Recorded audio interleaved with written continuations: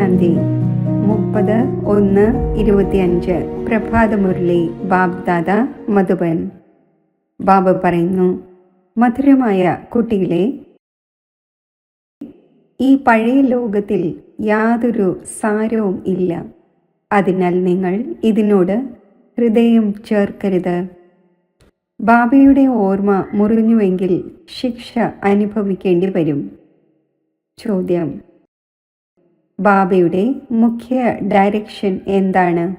അതിൻ്റെ ലംഘനം എന്തുകൊണ്ടുണ്ടാകുന്നു?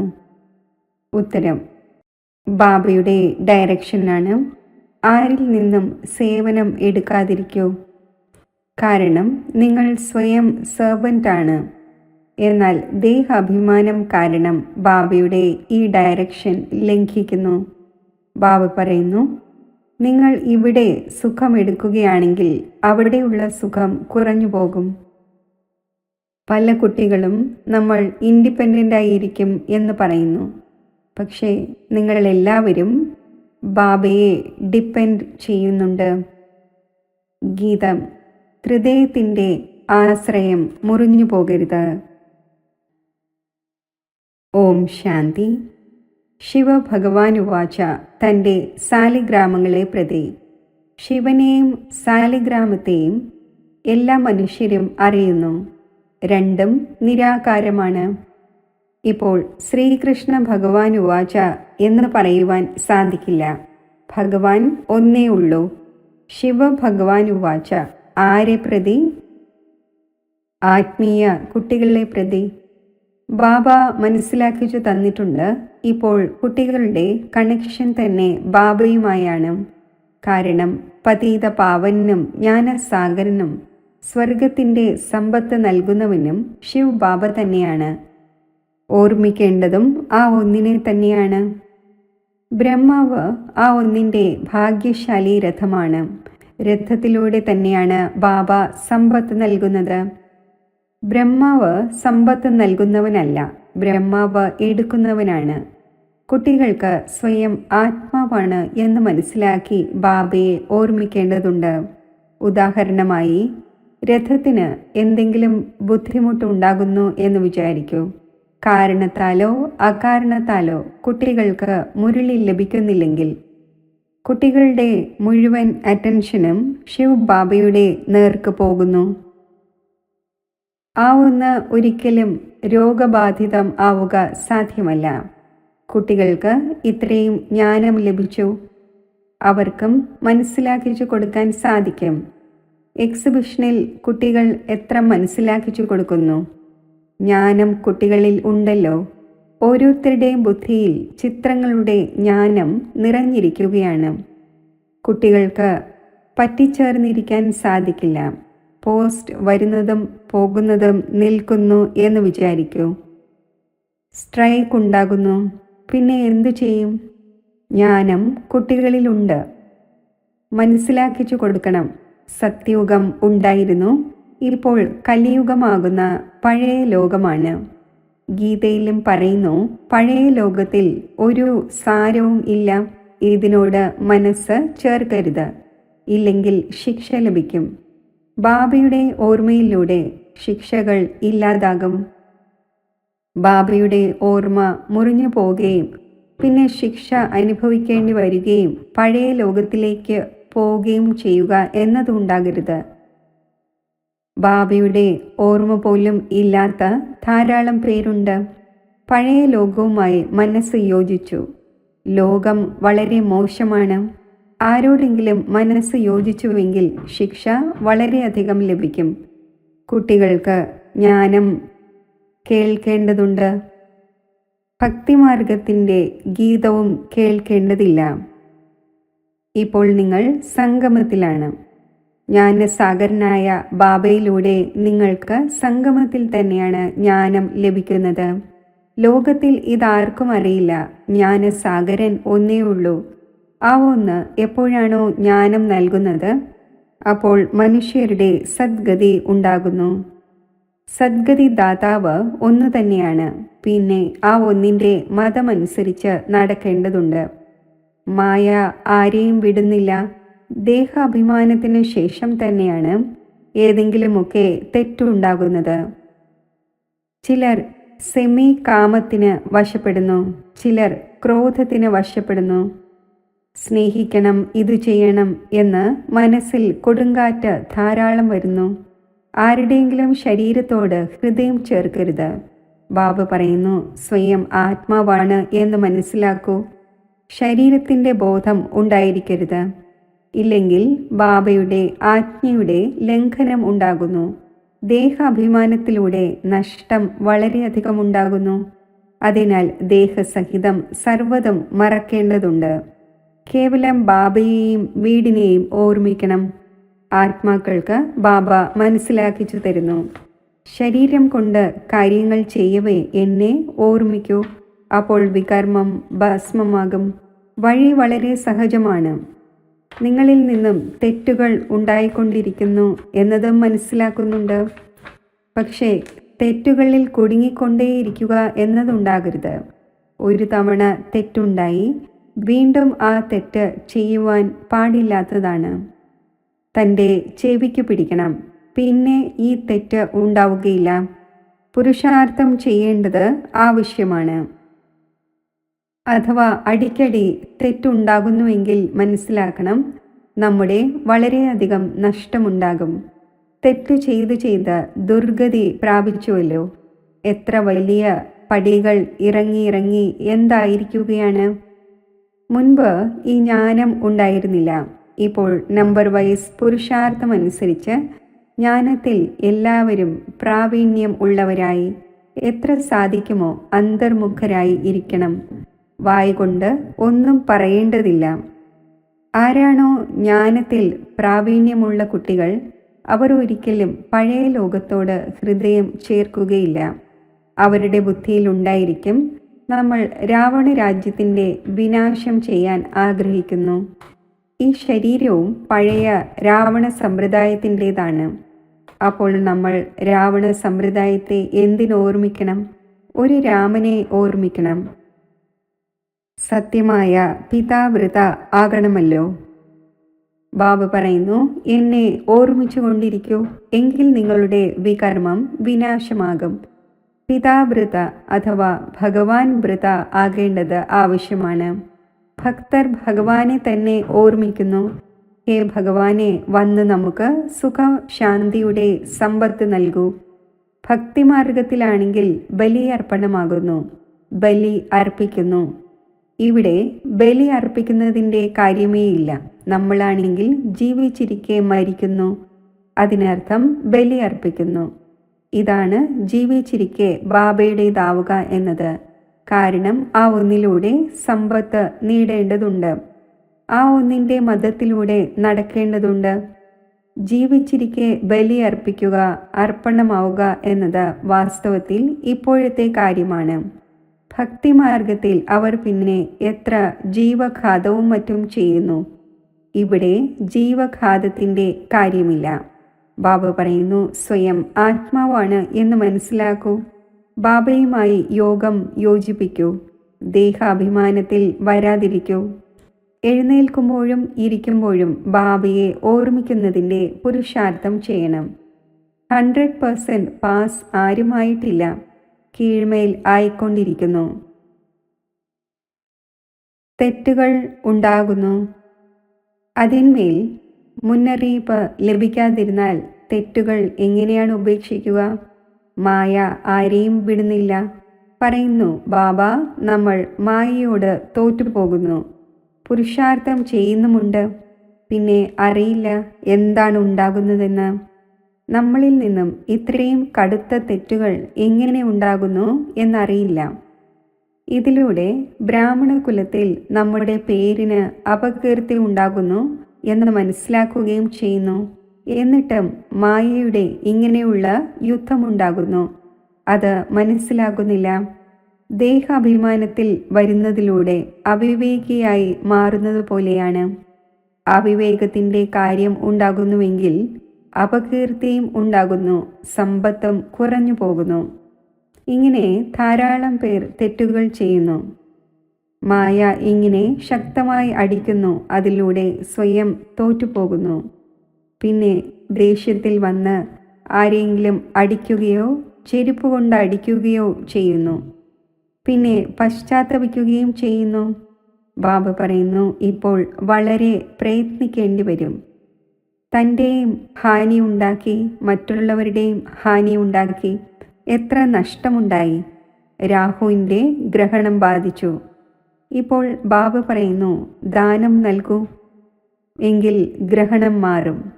രാഹുവിൻ്റെ ഗ്രഹണം ബാധിച്ചിരിക്കുകയാണെങ്കിൽ പിന്നെ അതിന് ടൈം എടുക്കുന്നു. ഏണിപ്പടി കയറിയ ശേഷം ഇറങ്ങുന്നത് പ്രയാസമാകുന്നു. മനുഷ്യർക്ക് മദ്യത്തിൻ്റെയും മറ്റും ശീലമുണ്ടാവുകയാണെങ്കിൽ പിന്നെ അത് ഉപേക്ഷിക്കുന്നതിൽ എത്ര പ്രയാസമുണ്ടാകുന്നു. ഏറ്റവും വലിയ തെറ്റാണ് മുഖം കറുപ്പിക്കുന്നത്. അടിക്കടി ശരീരം ഓർമ്മ വരുന്നു. പിന്നെ കുട്ടികളും മറ്റുമുണ്ടെങ്കിൽ അവരുടെ തന്നെ ഓർമ്മ നിലനിൽക്കുന്നു. അവർ പിന്നെ മറ്റുള്ളവർക്ക് എന്ത് ജ്ഞാനം നൽകുവാനാണ്? അവരുടേത് ആരും കേൾക്കുക പോലുമില്ല. നമ്മളാണെങ്കിൽ ഇപ്പോൾ എല്ലാത്തിനെയും മറക്കുന്നതിൻ്റെ പരിശ്രമം ചെയ്ത് ഒന്നിനെ ഓർമ്മിക്കുന്നു. ഇതിൽ വളരെയധികം സൂക്ഷിക്കേണ്ടി വരുന്നു. മായ വളരെ തീക്ഷ്ണമാണ്. മുഴുവൻ ദിവസവും ശിവ് ബാബയെ ഓർമ്മിക്കുന്നതിൻ്റെ തന്നെ ശ്രദ്ധ ഉണ്ടായിരിക്കണം. ഇപ്പോൾ നാടകം പൂർത്തിയാകുന്നു. നമുക്ക് പോകേണ്ടതുണ്ട്. ഈ ശരീരവും ഇല്ലാതാകേണ്ടതുണ്ട്. എത്രത്തോളം ബാബയെ ഓർമ്മിക്കുമോ അപ്പോൾ ദേഹാഭിമാനം ഇല്ലാതാകും. മറ്റാരുടെയും ഓർമ്മ ഉണ്ടായിരിക്കുകയുമില്ല. എത്ര വലിയ ലക്ഷ്യമാണ്! ഒരു ബാബയെ അല്ലാതെ മറ്റാരോടും ഹൃദയം ചേർക്കരുത്. ഇല്ലെങ്കിൽ തീർച്ചയായും അവർ മുന്നിൽ വരും. വിരോധം തീർച്ചയായും കാണിക്കും. വളരെ ഉയർന്ന ലക്ഷ്യമാണ്. പറയുന്നത് വളരെ സഹജമാണ്. ലക്ഷങ്ങളിൽ ഒരു മണിയാണ് വരുന്നത്. ചിലർ സ്കോളർഷിപ്പും എടുക്കുന്നുവല്ലോ. ആരാണോ നന്നായി പ്രയത്നിക്കുന്നത് അവർ തീർച്ചയായും സ്കോളർഷിപ്പ് നേടും. സാക്ഷിയായി നോക്കണം എങ്ങനെയാണ് സർവീസ് ചെയ്യുന്നത്. ഭൗതിക സർവീസ് ഉപേക്ഷിച്ച് ഇതിൽ മുഴുകട്ടെ എന്ന് ധാരാളം കുട്ടികൾ ആഗ്രഹിക്കുന്നു. എന്നാൽ ബാബ സർക്കംസ്റ്റൻസും നോക്കുന്നു. ഒറ്റയ്ക്കാണെങ്കിൽ ഏതെങ്കിലും ബന്ധുക്കൾ ഇല്ലെങ്കിൽ കുഴപ്പമില്ല. എന്നിരുന്നാലും പറയുന്നു, തൊഴിലും ചെയ്യൂ, ഈ സേവനവും ചെയ്യൂ. ജോലിയിലും വളരെ പേരുമായി കൂടിക്കാഴ്ച നടത്തും. നിങ്ങൾ കുട്ടികൾക്ക് ജ്ഞാനം വളരെയധികം ലഭിച്ചിരിക്കുകയാണ്. കുട്ടികളിലൂടെയും ബാബ വളരെയധികം സർവീസ് ചെയ്യിച്ചുകൊണ്ടിരിക്കുന്നു. ചിലരിൽ പ്രവേശിച്ച് സർവീസ് ചെയ്യുന്നു. സർവീസ് ചെയ്യുക തന്നെ വേണം. ആരുടെ ശിരസിൽ സംഗതികളുണ്ടോ അവർക്ക് എങ്ങനെ ഉറങ്ങുവാൻ കഴിയും?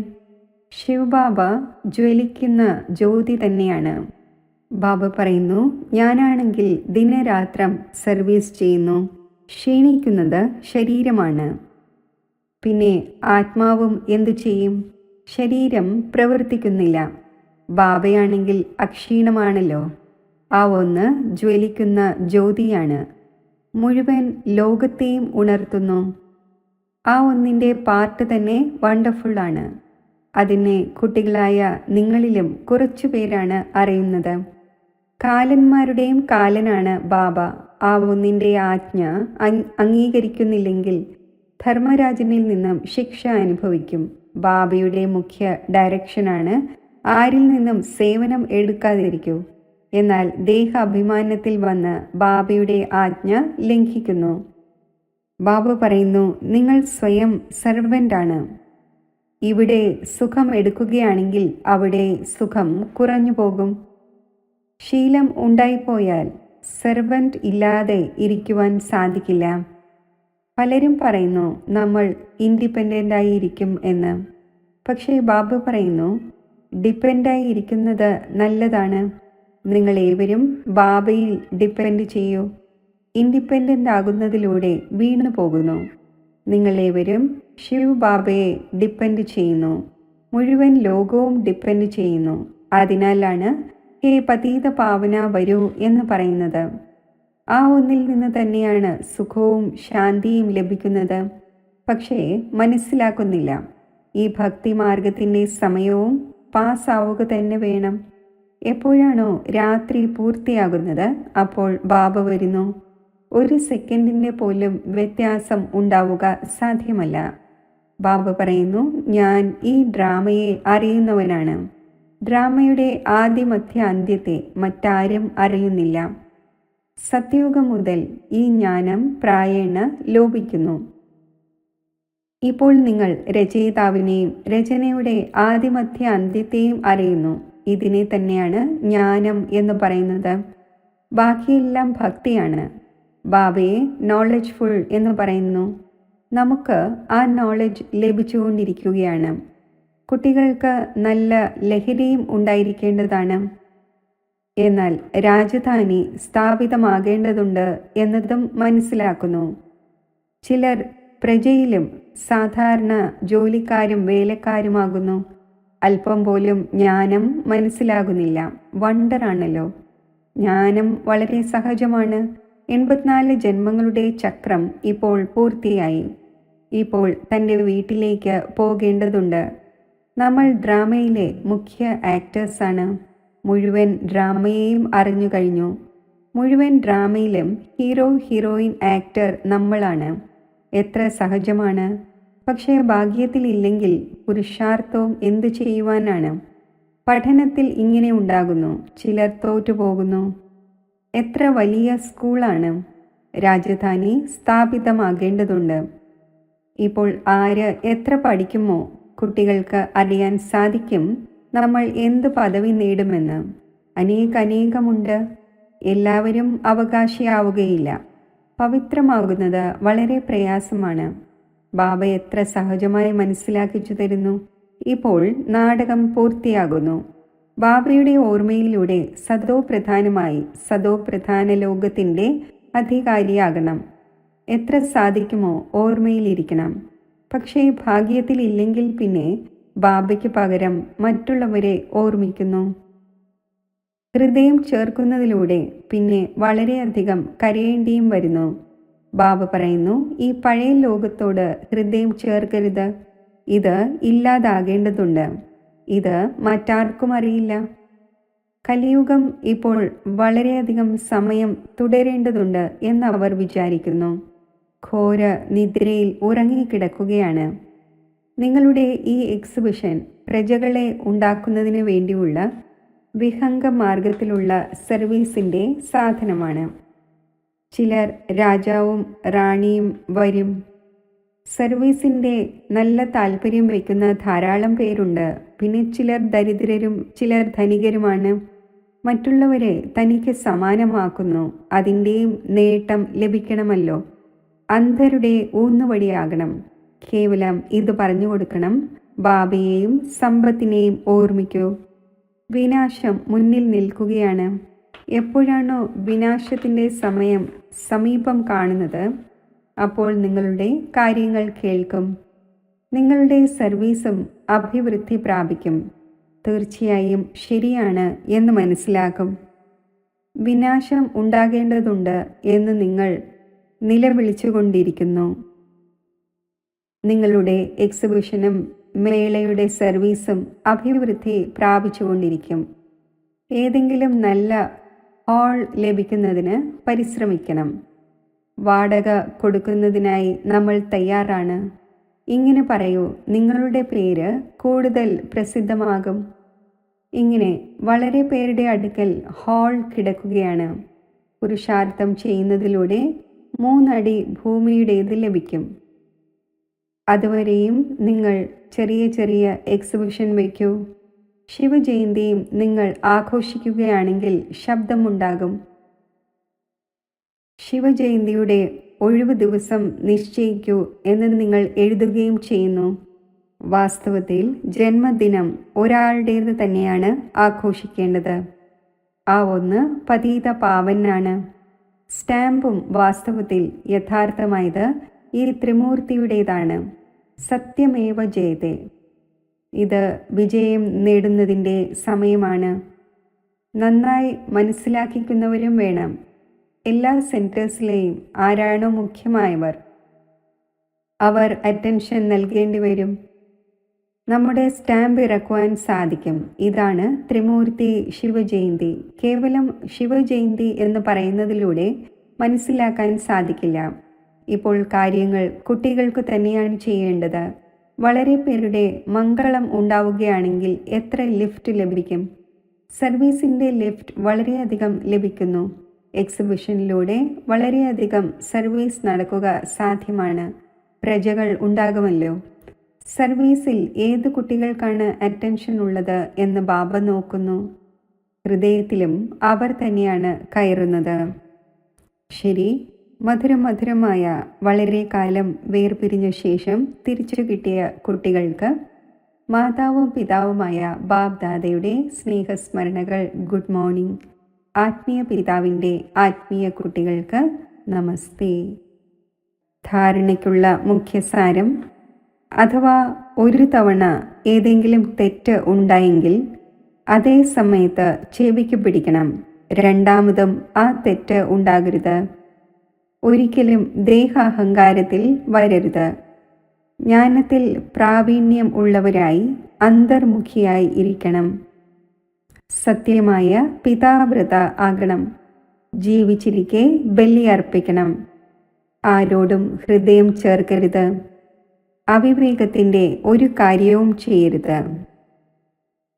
വരദാനം: വേർപിരിയലിന് സദാകാലത്തേക്ക് വിട നൽകുന്ന സ്നേഹി സ്വരൂപമായി ഭവിക്കട്ടെ.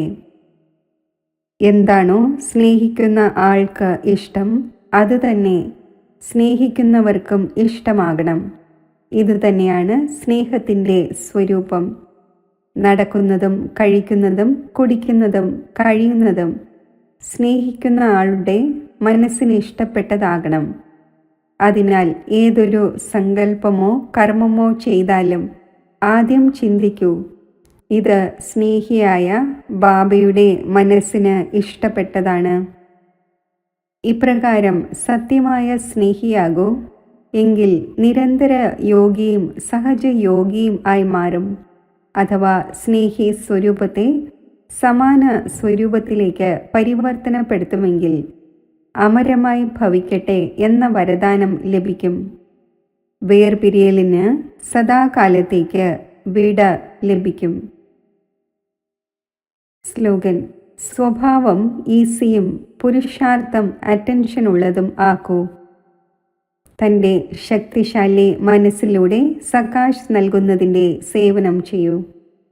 ഏതുപോലെ ബീജത്തിൽ മുഴുവൻ വൃക്ഷവും ഉൾക്കൊള്ളപ്പെട്ടിരിക്കുന്നുവോ, അതേപോലെ സങ്കല്പമാകുന്ന ബീജത്തിൽ മുഴുവൻ വൃക്ഷത്തിൻ്റെ വിസ്താരം ഉൾക്കൊള്ളപ്പെടണം.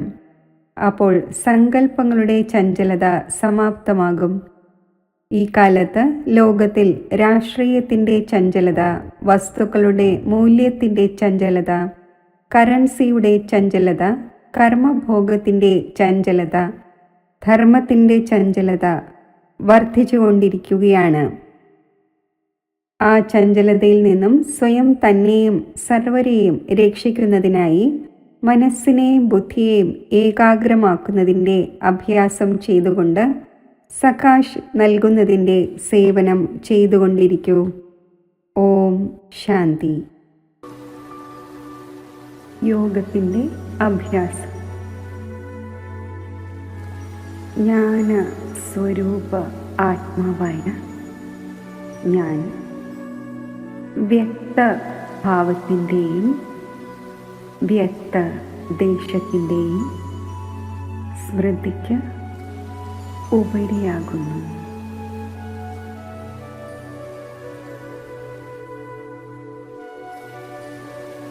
ഈ അവ്യക്ത ഭാവത്തിൽ സ്ഥിതി ചെയ്യുമ്പോൾ ബാബ് ദാദയുടെ ദിവ്യ അലൗകിക കൂട്ടുകെട്ട് എനിക്ക് അനുഭവമാകുന്നു.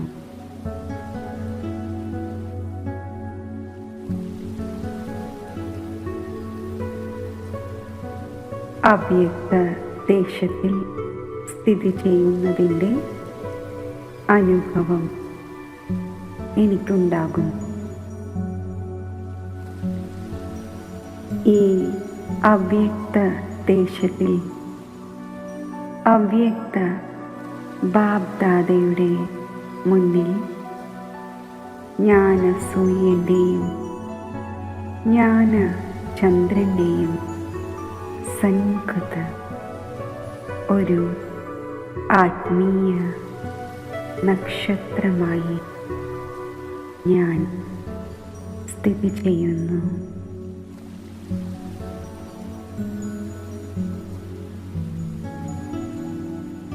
ബാബ്ദാദയുടെ മസ്തകത്തിൽ നിന്നും ജ്ഞാന സൂര്യൻ്റെ തേജസ്വി കിരണങ്ങൾ ആത്മനക്ഷത്രത്തിൽ പതിക്കുന്നു.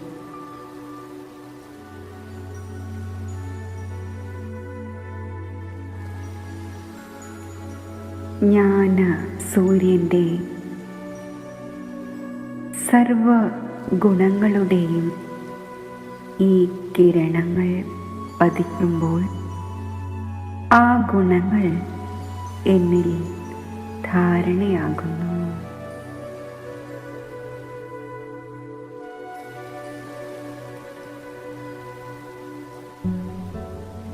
ഞാനും മാസ്റ്റർ ജ്ഞാന സൂര്യനായി സ്വയം അനുഭവിക്കുന്നു.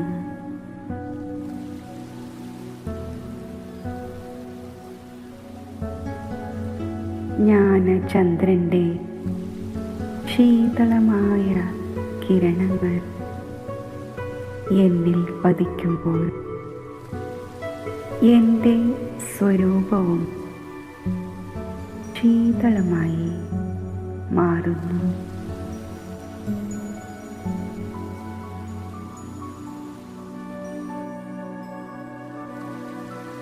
ജ്ഞാന സൂര്യൻ്റെയും ജ്ഞാന ചന്ദ്രൻ്റെയും ശക്തിയുടെയും ശീതളതയുടെയും ഡബിൾ ഫോഴ്സ് എനിക്ക് ഒരു ദിവ്യവും അലൗകികവുമായ നിറവ് പകർന്നു തരുന്നു.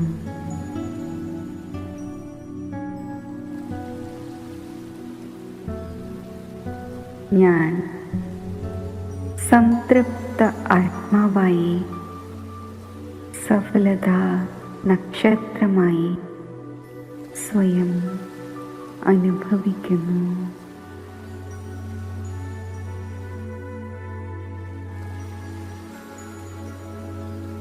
ബാബ്ദാദയുടെ വരദാനി ദൃഷ്ടിയിലൂടെ വിജയീ രത്നമായി മാറാനുള്ള വരദാനം എനിക്ക് പ്രാപ്തമാകുന്നു.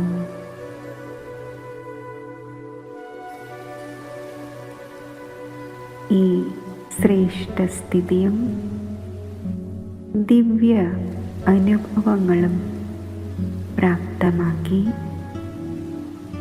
മാസ്റ്റർ ജ്ഞാന സൂര്യനായി ഞാൻ വ്യക്തദേഹത്തിൽ വേറിട്ടും ബാബയ്ക്ക് പ്രിയപ്പെട്ടും സ്ഥിതി ചെയ്യുന്നു.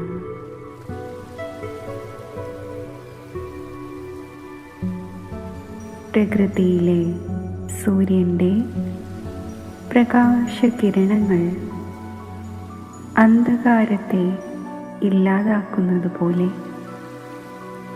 മാസ്റ്റർ ജ്ഞാനസൂര്യനായ എന്നിൽ നിന്നും ഈശ്വരീയ ശക്തിയുടെയും ശീതളതയുടെയും കിരണങ്ങൾ പ്രസരിക്കുന്നു. ആ കിരണങ്ങൾ അന്യ ആത്മാക്കളുടെ അധമ സംസ്കാരങ്ങളാകുന്ന കീടാണുക്കളെ ഭസ്മമാകട്ടെ.